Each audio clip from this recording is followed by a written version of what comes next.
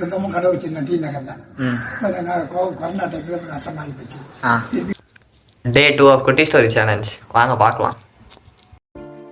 சொல்லுங்கண்ணா, எதனால நீங்க டீம் மாஸ்டரா வேலை பார்க்குறீங்க?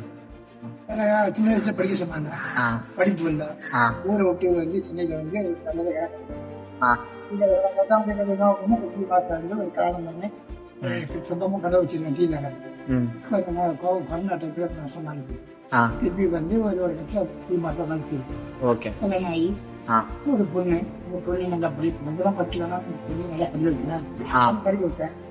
ஒரு டிகிரி முடிச்சு 2ஆவது வீட்டு.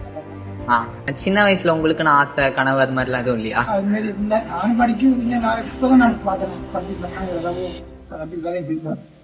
இந்த வேலையும் வரல நல்லபடியா ஆண்டபடியா அதான் படிக்கிறாங்க.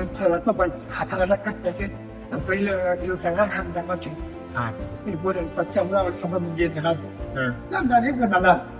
இப்ப நீங்க இருக்கிறீங்க, இப்ப பாக்குறாங்க, அவங்களுக்கு என்ன சொல்லணும் நீங்க நினைக்கிறீங்க? இப்போ நல்லபடியா கட்டப்பட நிறைய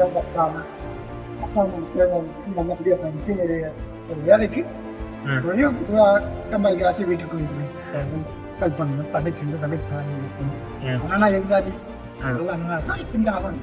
அவங்களுக்கு கல்யாணம் அதான் ஆசை தான்.